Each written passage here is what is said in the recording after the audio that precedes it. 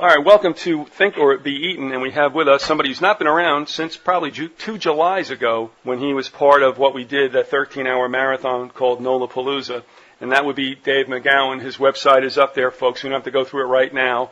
And also he is the author of 3 books, which these titles now all of a sudden, I think, become very much more germane to what has been going on this November. We'll talk about that lately, but remember, he is the author of Program to Kill. These are the short titles: Learning the F Word and Derailing Democracy. Did I get that all right, Dave? Close. Understanding the F Word. Yeah, you know what happened is, and this is what I was telling you, I did my scroll shorthand before we came on, and I went back to your website to take a look at the F Word, and I didn't have that, and I faked it because that link is down right now. So it's Understanding the F Word. And we won't make that mistake again, so thank you. But Program to Kill, I think, also becomes very, very prominent today and probably very much at the core of our discussion. But I got in touch with you because I had gone on with Andy Colvin and Adam Gorightly with regard to Manson. And because of the Laurel Canyon series that you still continue to this day, and you warned me this might happen back in July of '08, it's still going on. Yeah, it's still going. Well, here's what I want to ask you top down. And now we've had all these years of hindsight and whatever we might have picked up that might be good information about whatever happened then in 1969. In 1869, I wasn't around. But first of all, I want to ask you this. And somebody had emailed me this, and I never really thought about it in that sense. And then I started thinking in that context, and it seemed like it might be relevant. So let me ask you, for whatever it means, is it possible, 1, that Manson was mind-controlled, and 2, that he was more patsy than perp? What about that? I would tend to agree with both of those assessments, actually. Yeah, I think there was definitely someone pulling his strings just as much as he was pulling the strings of his followers. Yeah, I think he was just, he was definitely wasn't the guy sitting at the top of the pyramid. I mean, he had people under him who he was certainly manipulating, but I think at the very same time he himself was very much being controlled. And I also have come more and more over to the opinion that that he was. Him and his family were very much patsies with regard, especially to probably to both the Tate and the LaBianca killings, but certainly in regards to the Tate killings, I think at the very least there were other actors involved, and there is evidence that if the family members were on the scene, they weren't the last ones on the scene. So yeah, I would tend to agree with both of those points of view. Even though I had just turned 18, and I didn't really care much about, newspapers or stories and media except what the sports pages carried. But you couldn't avoid that whole story about what was going on in Los Angeles. I might say that the murders and what eventually became known as the whole, Manson posse thing really was everywhere you looked. It was prurient, it was salacious, it was violent, and it was still a mystery, and it probably captured, with the help of the media, a lot of people's attention who might not normally follow the news. And even from just a distance on the periphery, I was trying to make sense of it for as much time as I spent doing that, Dave, and I said to myself, how can they indict him for murder? He didn't do it. They couldn't put him at any of the scenes. It didn't make sense to me at 18. It doesn't make sense to me now. What about that whole connectivity that was created for us to swallow? In essence, I would think if it weren't a rigged deal, you couldn't indict him for anything, or could you? Not really, no. I mean, the one of the fascinating things about the Manson case, in regards to mind control, was the first thing you brought up, which makes sense that it would be the first thing you bring up in relation to the Manson case, because the prosecution of Charles Manson himself was basically a mind control based prosecution. I mean, that was the basis on which he was prosecuted, because it was acknowledged that he was not a participant in any of the killings, either the 5 victims at the Tate household or Rosemary and Lino LaBianca, that he was not only was he not a participant, he was not even at the scene when the killings occurred. According to the official story, he was back at the ranch on both occasions. So, and these they weren't portrayed as like contract killings. They were basically, the prosecution was based on the fact that Manson had essentially ordered his followers to commit these crimes, and that they were essentially powerless to resist those orders. Because other than that, there's really no basis for Charles Manson to have been prosecuted, like you say. I mean, I could tell you right now to go out and kill somebody, and if you go out and do it, that's on you. That's not on me, I mean, just telling somebody to do something is not the basis for a first-degree murder prosecution. They base that prosecution on the premise that he completely controlled his followers. So without actually specifically using the terms mind control, that's what that entire prosecution was based on. So the irony might be then that the mind control that we, I think, rightfully believe he was under, he in fact was accused of perpetrating upon his followers. Very much so, yeah. I mean, that's the only way that he could have been convicted, because, I mean, like I said, it's not enough for him just to have suggested to his followers that they do that. I mean, in order for him to be convicted of first-degree murder and sent to death row, I mean, they had to make the case that his word was like the word of God, that they had no choice but to follow his commands. So it was very much a kind of a precedent-setting trial, actually, that it's not really recognized as that, but it basically set the precedent that someone could be prosecuted that had no physical connection to the crime, could be prosecuted and convicted of first-degree murder based on the influence that they wielded over others. Now, so it's very much, I mean, mind control is very much a part of the Manson case, even in the official story, even though they don't use that terminology. But isn't it interesting, though? I mean, mind control, and if you use the words MK Ultra among others, most people today in the streets will just laugh at you. And maybe back in the 50s and 60s when this first came out, there would be this cognitive dissonance not to believe it, but there were a lot of veterans that came home, and I'm sure were aware that this went on, although they wished not to be involved with it and just wanted Korea and everything to go away. So it was very real, but still in all, people kind of poo-poo that as a real operation. Having said that, one, what is your thoughts about Manson being absolutely a handled spirit? I believe that there's little doubt of that. I mean, whether you could put together a concrete case to prove that, that's another matter entirely. But I mean, just based on all the circumstantial evidence and my own research and knowledge of the subject, I find it virtually impossible to believe that he was not being his strings were not being pulled by higher ups. All right, then. What about those that were in his group?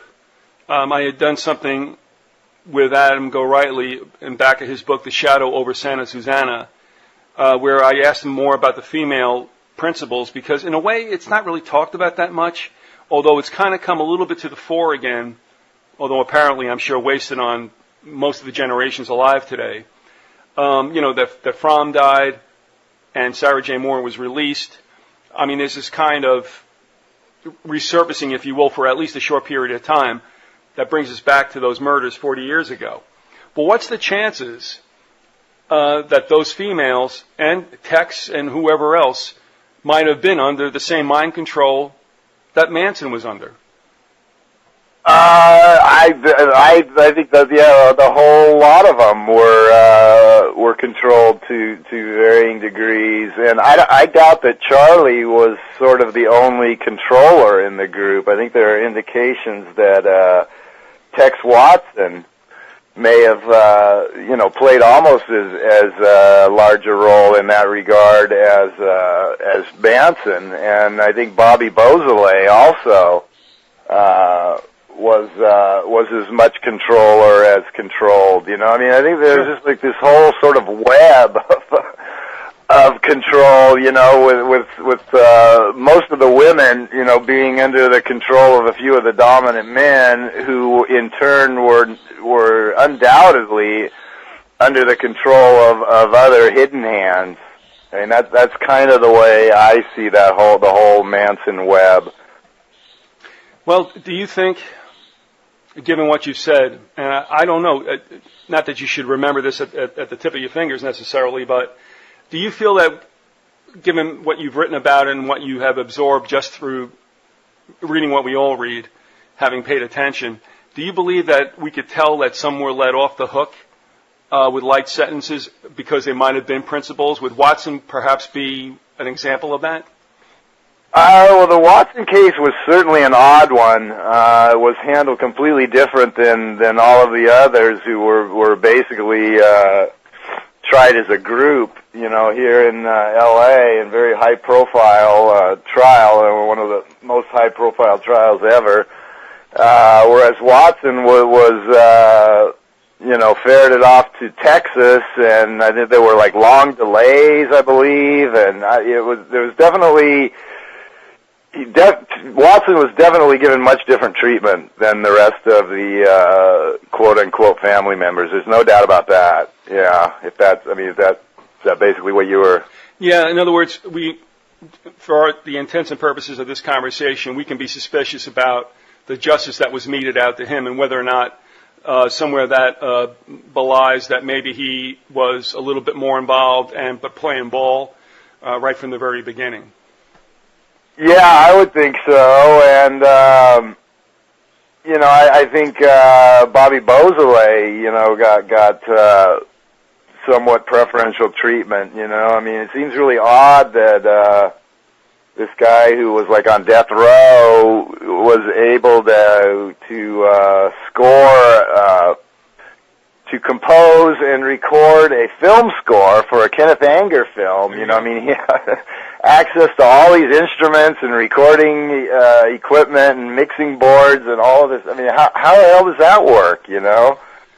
So, I think the people who were more at the top of the food chain were treated differently in their trials and in terms of their incarceration than others. A listener to the show, maybe over a year ago, had written to me something about Manson and what she thought might be the case.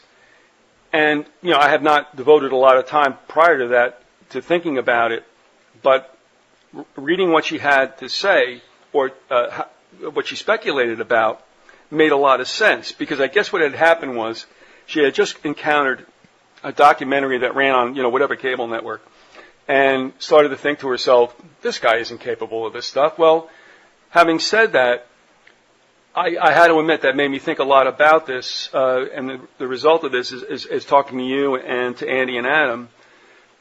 But do you believe that, I mean, we are led to believe that he had such polarizing Svengali type of powers, but in essence, from what you've researched, what is your belief about just his mental acumen and how much of a influencer he was?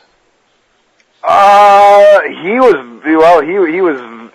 very good at manipulating people. He was very, very good, especially with women. And also, I think he a certain type of women, who were particularly vulnerable to his manipulations were what gravitated towards him, or what he was attracted to. And he definitely had an ability to sort of get into their minds and sense, sort of their fears and their weaknesses and their vulnerabilities, and to play on those very much so. And he was very, very good. And probably still is. From what I hear, he still wields a considerable amount of power in prison. But, yeah, I think he was, I don't know whether he was, particularly, he was necessarily incredibly intelligent person. I don't know about that. But he definitely was very, very skilled at sensing and manipulating and working people's vulnerabilities and insecurities, and of targeting people who would be susceptible to those types of manipulations. I doubt that the people who ended up in his family did so by chance. I mean, a lot of these people were probably people whose, almost definitely people whose own early childhood experiences had sort of predisposed them to those types of manipulations. Huh. Now, do you believe, as it regards the females who seem to be from middle-class homes for the most part, not all of them, but would have a lifestyle that you wouldn't think would indicate any kind of behavior like this, is it possible that they were also manipulated either by Manson or by whatever, although they could blame it on Charlie? Yeah, I think definitely so. Yeah, that was one of the things that I guess was I was a little thing at the time. I was like 9 when the murders happened, but I think one of the things that I guess really shocked people was that a lot of these women were supposedly very, girl next door kind of girls, that had been like class president or whatever, and they just did not seem to be the type that would have drifted into that lifestyle. But I think definitely they. Appearances can be very deceiving, and if you dig into the past of a lot of these women, I think you would find the same sort of patterns. I know with Squeaky Fromm, her father was reportedly very abusive, and he was very much a part of the military-industrial complex, and there's a lot of common threads in her story, and I'm sure if you really poked around into most of these girls' backgrounds, you would probably find the very same threads weave through their life stories as well. So, can we say about Manson? Well, I won't color the question. Is there any indication he had a superior IQ, or was it just that he was a very compelling personality and scary enough that people didn't want to cross him?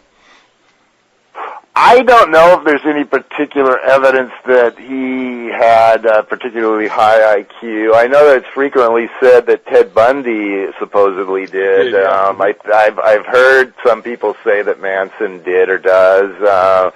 I don't know if there's any, concrete evidence of that or not, but he certainly was very charismatic, and people gravitated to him, and he drew them into his circle quite easily.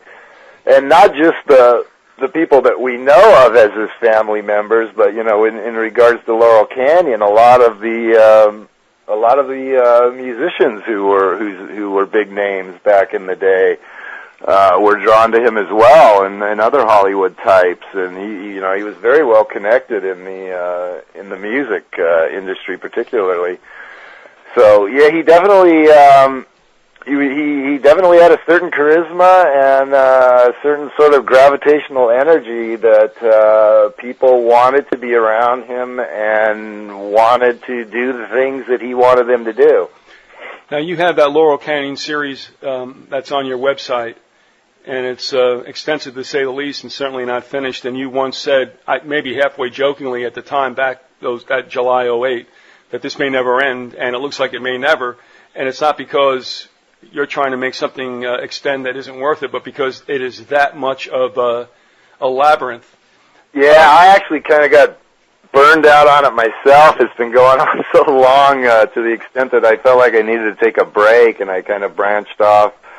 And the last 3 or 4 months, I've actually been off in another, well, I mean, it kind of is another direction and kind of isn't. It's weird. I've done 3 radio interviews this week. One specifically on the Laurel Canyon, this one on Manson, and the other one on the Apollo moon landings, which seems like 3 completely different subjects, but they all happened, like in the same, the same little limited time frame, Yep. Weirdly enough. I mean, the first Apollo landing came less than 3 weeks before the back-to-back Tate and LaBianca killings, in July and August of 1969, which is also what the Laurel Canyon story is. So all of these things are actually, very closely tied together, weirdly enough. So, Well, let me ask you this. Yeah, you said you were younger then, and you take a different perspective, and that's good. I'm glad you have that. I look at it from somewhere else, and I had just done a couple of shows speaking to at least one gentleman that was in my cohort, which would mean graduating high school in 69 or 68. And taking a look, like you said, I mean, it seemed like, just for the sake of timelines, that maybe somewhere around, I mean, it had all been building up, Haight-Ashbury and all that through the 60s. But we seemed to have hit a high watermark, ironically, about a week or two after the Tate LaBianca murders with Woodstock. I mean, everything came to a head right then. Yeah, exactly. The Tate and LaBianca murders, the first Apollo moon landing, and then the Woodstock, which was sort of the culmination of the whole Laurel Canyon / Haight-Ashbury, hippie flower child movement. It all came together right in that same, I mean, literally within a few weeks. It's, there was just a lot of stuff happening right then, wasn't there? And let me take a little bit further, because what I'm thinking is that whatever went on as far as psychological ops, run by obviously our people, whatever branch of the government, doesn't matter. But there were a lot of ops that were run in the 70s, because then you get to 70, you have Kent State, and that just drives everybody home off the protest trail. Forget that. But then we have some other major psychological operations, as we would look at them. One of the latter ones probably would be the whole Jonestown thing, where more and more is coming out about that, and the fact that this, that Jones himself was definitely an operative. So I'm looking at the 1970s saying, what exactly got done then? Because it seemed to me that there was a lot at work there. And, from whatever took place in 69, and then flipping over to 70, and they crushed the protest movement in 70. And then all of a sudden, it seemed like everybody, well, that generation, including myself, backed off, tried to get on with what they were doing, but it didn't seem like the government was necessarily willing to rest and not tap into certain other, the psyche of America. I have no idea. I know you don't either. We have no idea what was going on then. But something was going on, because like I said, a lot of things went on in the 70s. Oh, absolutely, yeah. Like you said, Jonestown, and also the SLA, the whole SLA kidnapping of Patty Hearst weirdness that went on, followed by the big shootout in right here in LA, and burning the house down, and there's no doubt in my mind that was all a black op as well. I think the Manson killings and the SLA fiasco were very closely linked, actually. I think they were sort of one of the purposes, I believe, of the Manson thing was to sort of cast a very dark light on the whole sort of hippie commune idea, and the family was very much presented as a hippie commune, and this was the dark side of the free love, peace movement and whatnot. And in that same regard, I think that the SLA was meant in part to discredit the more radical groups like SDS and the Weather Underground and whatnot. And I think both of those were very much intended to sort of drive the final stake into the heart of the the whole spirit of the '60s. And Jonestown too, to some extent. That was another free love or whatever sort of communal thing gone bad, supposedly. So yeah, there was a lot of weirdness. Yeah. Definitely. And even the release of LSD, which of course there were no laws against because law enforcement didn't know it existed, and yet obviously it was it became more rampant and went coast to coast. Kesey writes about it. Wolf writes about it rather about Kesey in the electric Kool-Aid acid test.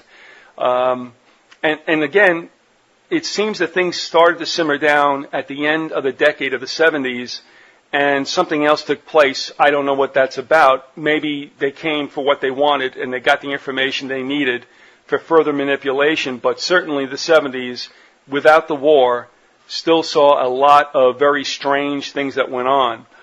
Yeah, sure did. That was sort of my coming of age decade. My teen years were in the 70s, and it was a very, in retrospect, looking back on it now, much older and wiser. Yeah, it was a very weird decade. Well, there's no doubt about that. Yeah. Well, the photo you have on your book, Understanding the F Word, is a famous photograph that was on the cover of the Daily News, which still to this day exists as, though tabloid in shape, it's not a tabloid, it's one of the heavy hitter newspapers left in New York. That picture of Rockefeller giving a heckler the finger? Yeah. Well, yeah, I guess that was in the 70s too, wasn't it? That was when he was, like Gerald Ford's running mate or something? All right, I'm going to throw you this question as a jump ball. Do with it what you will. I have to laugh. In some of the stuff that I've done with Colvin especially, with the whole state of West Virginia as one of the purlieus of the Rockefeller family, we look at Rockefeller being a vice president unelected to a president Ford unelected. So who goes ahead and tries to pop Ford but Sarah Jane Moore? Where did she grow up? West Virginia. Maybe it's a coincidence. But can you understand why anybody would want to pop Ford who probably couldn't, multiply 2 by 3 and come out with 6? But if he goes down, then who becomes our president? And maybe Nelson went to David and the boys and said, listen, can I just be president for like 2 months? Quite possibly. Ford has some deep mind control connections himself and CIA connections, from way back. Well, wasn't he also involved in one of the commissions about the JFK assassination? Yeah, he was on the Warren. Yeah. He was either on the Warren Committee or he was spokesman or attorney. No, I think he was actually on the Warren Committee. Oh, no, he was, yeah, definitely. He did yeoman's duty on the Warren Commission, no doubt about it.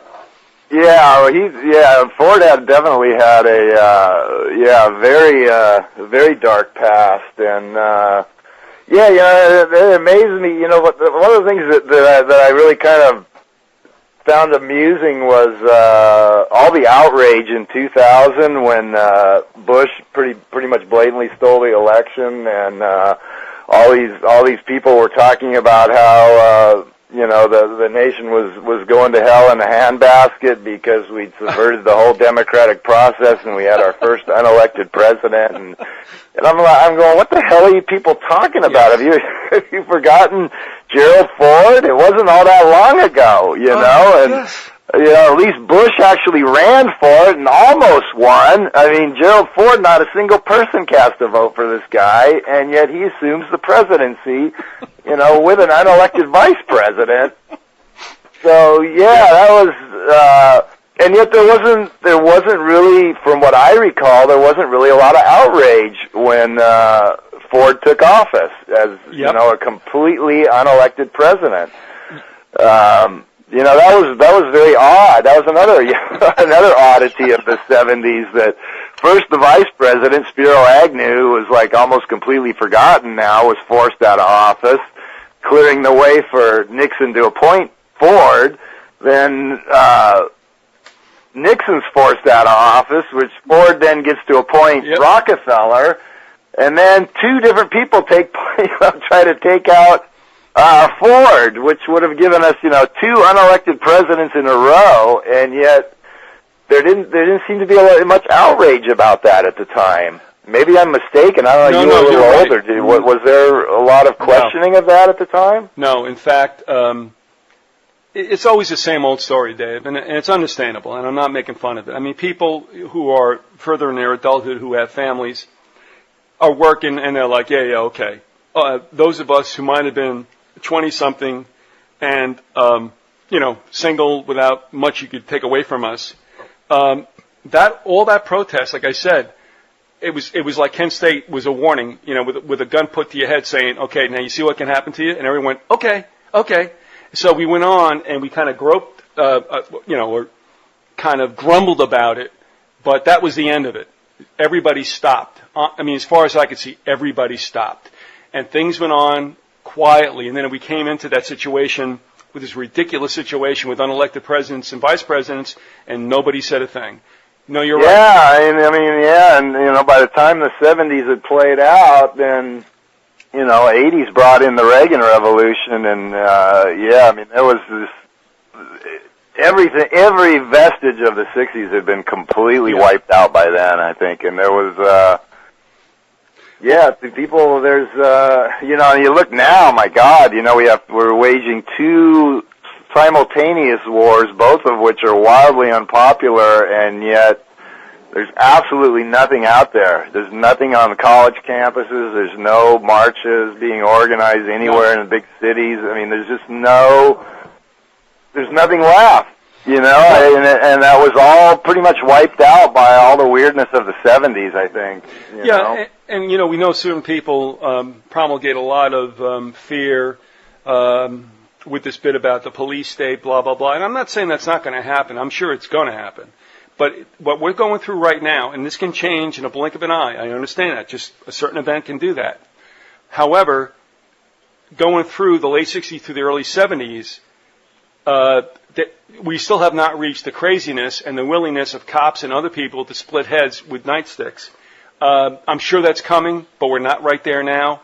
But what we went through, just like you had said, alluding to it either historically or through, family members recounting it to you as well, and for whatever you absorbed also growing up, because let's face it, we're all wide-eyed and wondering what's going on. We've not reached that. It may come, but it's not anything that's like so far. And I'll tell you, Dave, honestly, too, what people have lost sight of, there were bombs going off on campuses like every day. And I would look at the paper early in the morning when I would go to school, and it's like Buffalo, who wants to blow up SUNY Buffalo? And an explosion went up there. And the weathermen that were working in Manhattan.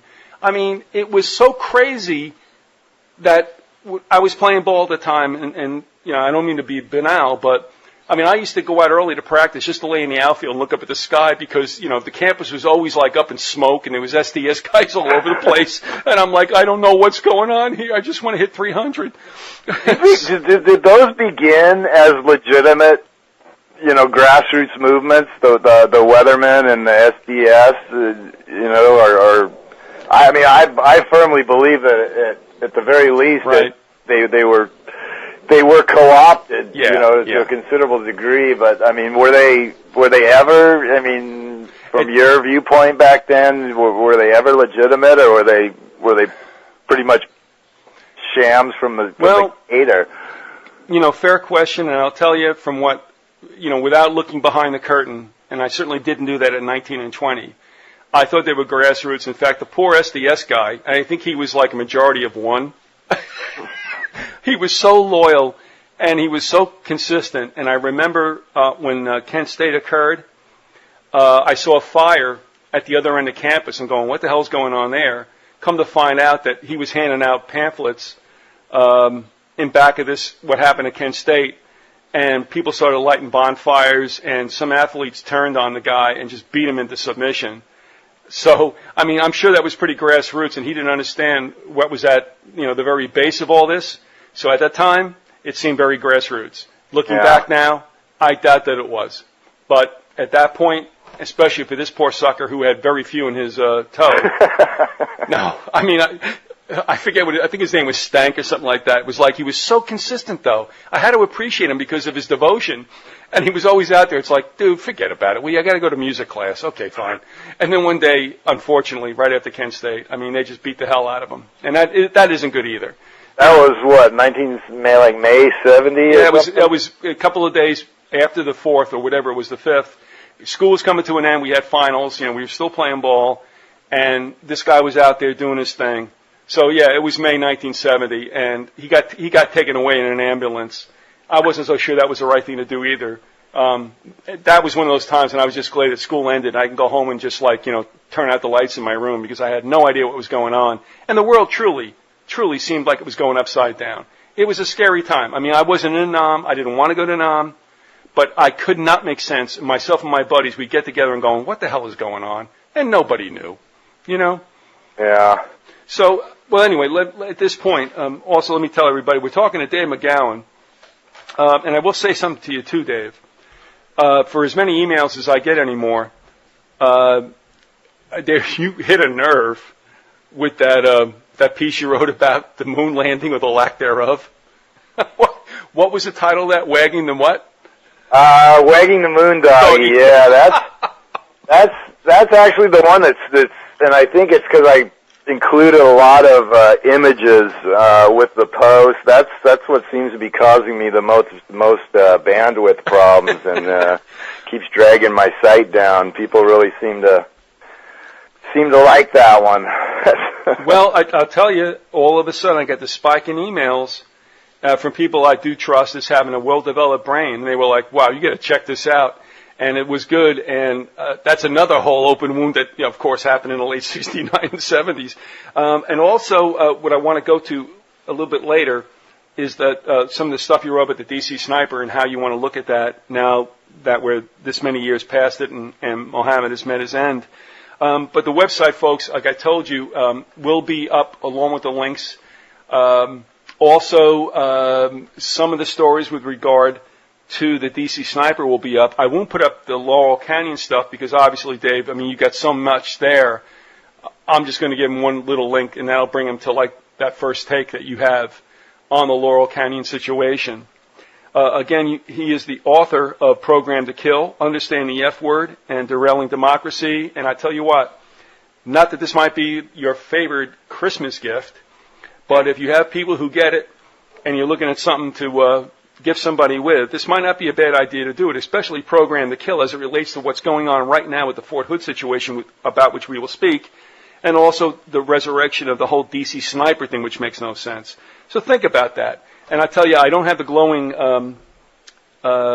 review from somebody who wrote about what you did and said you did it without, the hyperbole and all the exaggerations and just call it for what it is. And I believe they're right. Let me ask you this. Now with the DC Sniper situation being brought back into consciousness because of Muhammad's execution and because of what happened at Fort Hood, are you getting any interest, and it's early yet, in Program to Kill? I missed the last part of that question. Are you getting any spikes in people looking at Program to Kill as far as a book? I don't really know. I don't really have any way to monitor that. I get royalty checks like quarterly every 3 months, and it definitely spikes up and down in relation to other things that I have done. I haven't gotten one recently, so I don't know. I'm not sure, but it's quite possible. It's quite I had actually almost forgotten that I even had those DC Sniper posts on there. I mean, it's been a good many years now, hasn't it? When did that happen? Like 2002 or something? Or? The last one I think you posted was 2003. Yeah, it's been a while. So, but I know people have been rediscovering them on the website because I've been getting emails about them. Right. Okay. Recently, I guess people probably go and Google John Muhammad or whatever, and they're just discovering them now for the first time. But yeah, they've been up there for a long time. I can barely even remember what's in some of them actually. But it's like 3 or 4 posts I think I did on that. Probably 5. And that actually would have been included in Program to Kill, except that the book was already out. So I kind of did that as sort of a addendum to the book. And yeah, so that's a good taste of it. If you want to get a taste of what kind of material is in the book, you can go on the website, which hopefully will be back up online here in a couple of days. Well, and read through those, and yeah, I thought that was a very significant case, because it kind of sort of tried to blur the line between serial killers and terrorists, and that's kind of along the lines of the book in the way that it presents, the way that the serial killer label has been sort of used to instill fear in people, and it's basically Charlie Manson's formula of control through fear. If you put enough fear into the people, they will willingly come to Uncle Sam and voluntarily give up their rights, so Uncle Sam can protect them, and I think that's very much one of the factors that's been at play for a long time in regards to serial killers, and terrorists largely fill that same role on an international level. Well, if we can turn our sights now to the DC sniper situation, now that it's come to some kind of supposed conclusion. And I did a couple of shows when that was happening with my former co-partner, and one of the things I had to laugh about, and that was, not that you have to live in the Northeast, Dave, but if you did live in the Northeast, anywhere along the I-95 corridor, and I spent, about 40 years next to that in Jersey. If you had two brothers in a rust bucket car with no back seat, chances are you're going to get pulled over by the troopers on a turnpike or anywhere else, and that these characters could go around everywhere in the world and not get stopped. It just cracks me up, and I know that's not any kind of indicting evidence that they were allowed to go free, but even when they were caught, supposedly caught, that whole story about a guy coming into, some rest area on I-70 just past Fredericksburg and calling in that there's this car there. Oh, and again, I won't make a lot about this, but he calls in at 12:47 a.m. and whatever, the law enforcement in the heat doesn't come down to like 3:17. I'm like, well, what were you guys thinking about? All right, I won't say anything more. Now, let me ask you this. Now that you've written the articles, you've seen what's happened lately, whether that means anything or not, or whether it's renewed your thinking about that whole situation, what do you make when the smoke clears of what this whole DC sniper thing was about? Oh God, I'm trying to think in the context of what else was going on at the time. I have gotten emails, by the way, from quite a few people who live in the area and have said basically the same kind of things that you just said. And even a couple of people who said that the DC sniper case was kind of the catalyst for their political awakening, because they said they felt like they were like in the Twilight Zone with the coverage of the case, and just how ridiculous it was to anybody who was familiar with the area. And they were like, I couldn't believe that all of my friends seemed to be buying into this, and so yeah, for a lot of people that live there, that was sort of like 911 has been for other people, or the siege at Waco, or whatever it is. Everyone has their own whatever it is that they can personally relate to and realize that they're being lied to. That then becomes sort of like the catalyst for an awakening to realize on what a grand scale we're really being lied to. As far as what particular goals were being pursued through that sniper case, without going back and really reviewing sort of what else was going on at the time and how exactly it played out, I don't know that I could really say at this time. Well, let me ask you this, because when I might have just caught something about it last night, and it reviewed the fact that Muhammad has been supposedly executed, and Malvo is going to be in jail for the rest of his life. Wasn't it like on Veterans Day or the eve of Veterans Day or something too? Or was that like deliberate? I mean, he was a veteran, right? Muhammad was? Yeah, he's supposedly, and again, that's a whole situation with him being with some kind of unit out of Oregon where Sergeant Moose from, right, and who knows. But what even was, no, he was executed on 11/10.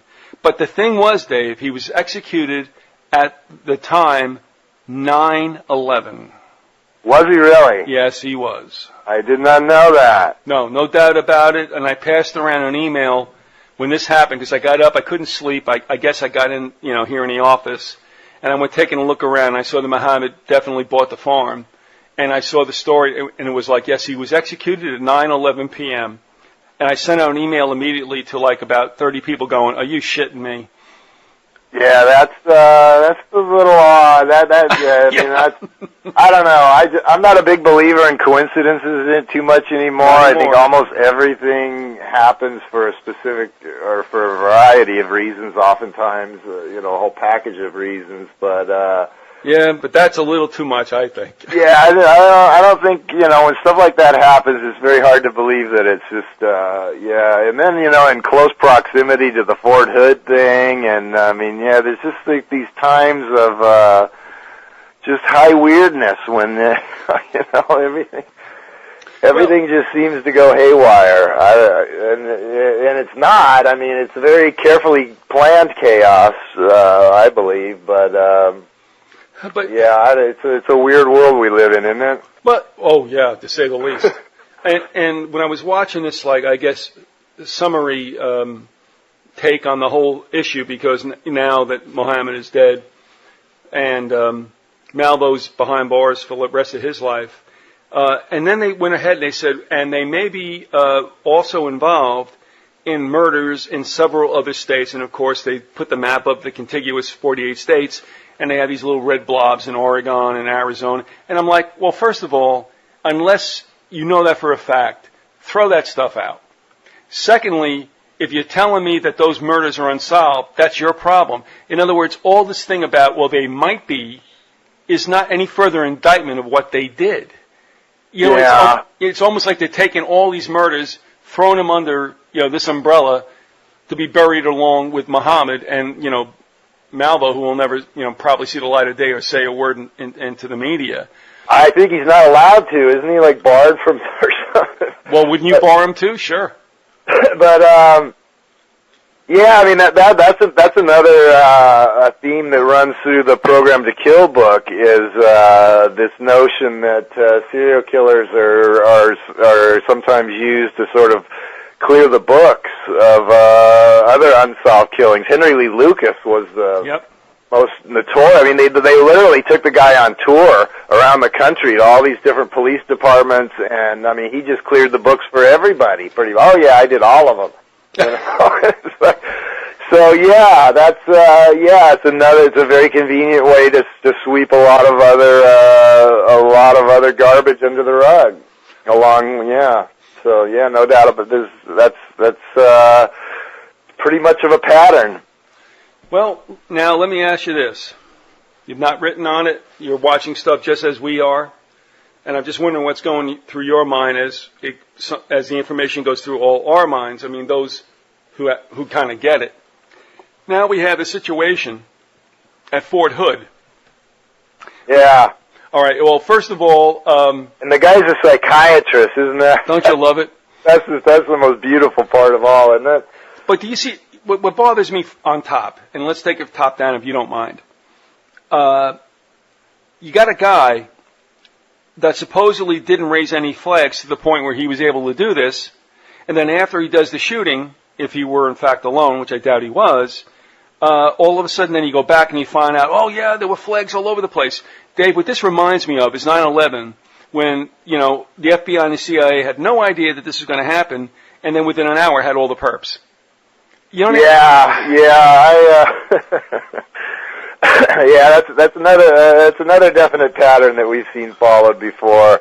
I kind of wonder if maybe this guy, he was supposedly about to be deployed I kind of wonder if he was sort of being programmed as a time bomb, and maybe he just went off a little too soon, you know?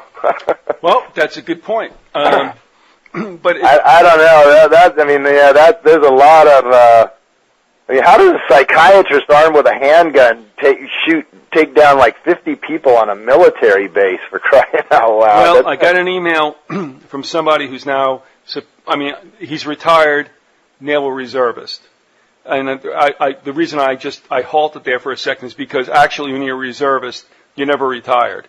And you can get called back, and he wonders if that's going to happen. But he wrote me and he said, okay, 43 wounded or killed with 2 semi-automatic pistols. Are you serious? It's just absurd. And weirdly enough, it's linked to the Virginia Tech slayings. There you go. Which is where he came from, this Hassan or whatever came from, which was another absurd case where this kid with like no formal, firearms training all of a sudden was like able to not only, operate and reload these handguns as if he'd been born with one in his hand, but fired with just uncanny accuracy. I mean, it's just like, and again, took out like how many people with armed with a handgun, I mean, it's just, so yeah, you got these two cases, both equally absurd and both very closely linked.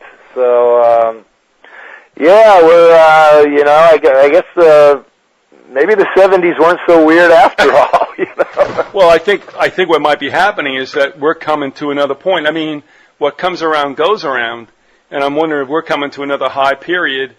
In the 70s you had an unpopular war that was never declared a war that began, you could actually say in 1960. That I remember when as a kid I read that quote, advisors were being sent into Laos. And the reason I took note of that is because when you're a kid, how much you know about geography, but the Southeast map had been redrawn, after the French left and there was no more French Indochina. And I look at the word Laos and go, well, that's got a lot of vowels in it. Like, what kind of country is that? And I remember that in 60. And then, I thought the war would go away. And then 10 years later, I'm 19 and it's like, this sucker's not going away. What is going on with that? So, we might be facing another situation if we didn't have it obviously in 91 with that Iraq thing, but now we've got it since 2001. We're there a long time, and it's not going away. And I'm wondering if we aren't seeing some of the same treatment that the populace got back in the early 60s, now that we're having it. Let me ask you this. Do you believe that the population is being pretty much prepared to be nationalistic and jingoistic, to get their peckers up for a further expansion of the war over in the Middle East? Oh yeah, there's no doubt about it. I think we're being prepared for a state of permanent war, pretty much. Yeah, and that was probably one of the goals being pursued at Fort Hood was to remind the American people why we're at war over in the Middle East because of how these crazed Muslims. Muslim fundamentalists, and there you go. There you see for yourself. These people are, I think, it's definitely, in part designed to remind the American people of why we're supposedly over there and how important our mission supposedly is. And I think we're basically being prepared to enter into a state of basically permanent war that may even expand to additional fronts. I mean, we're already in Central Asia and the Middle East, and, it could very well expand in, God knows where, Venezuela or something, who knows what these people could have up their sleeves.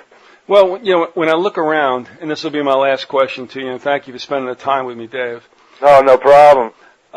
Here's some of the things that happened in November, which I chronicled in a couple of the shows I did before, but just so you could, just take them in and maybe spit out what you might think might be the synthesis of this all.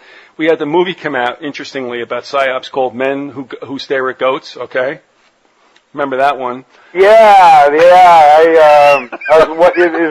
I haven't seen it. I've heard from different people. Is that like sort of like a metaphor for like the remote viewing? Well, it's a psyop thing. Is that what that's all about? Yeah, it's a psyop that things can happen. But yeah, so you got that, and then you have, of course, Muhammad being executed, which brings back more of that. You also have the book, The Muslim Mafia, being really promoted now on radio shows, which is a complete hit piece on Islam. You also have a groundbreaking at 9/11 at Shanksville that recalls 9/11. What else do we have that happened? All right. Also, we had the Modern Warfare 2 video game that debuted on November 10th. And the terrorists being moved to New York for a 911. There you go. Yeah, and then of course the USS New York, supposedly built with steel from the trade towers. From the World Trade. Yeah, ferries into actually the place of the crime. And I'm looking at all this and I'm saying, come on, man, come on.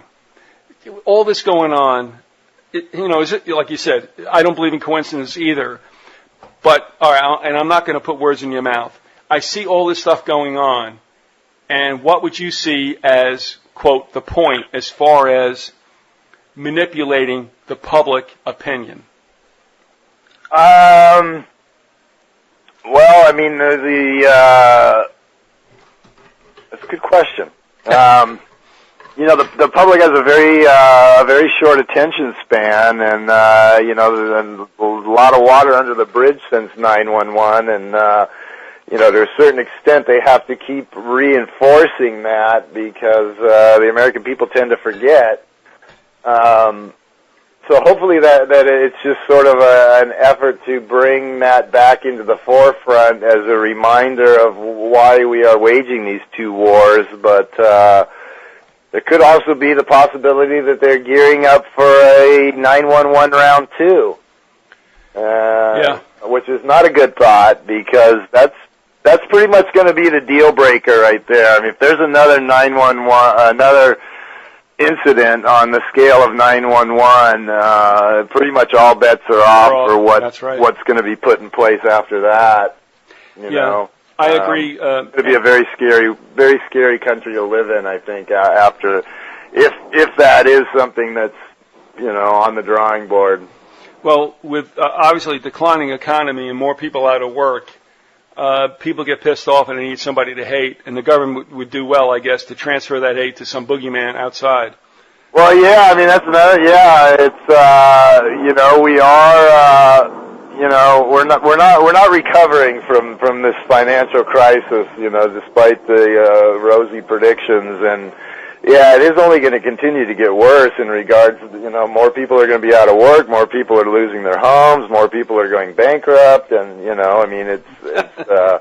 it's ripping apart the social fabric of the country, and at some point people are, reach the stage where they've had enough, and they're going to want to fight back, so the government has to, preemptively get something in place to prevent that.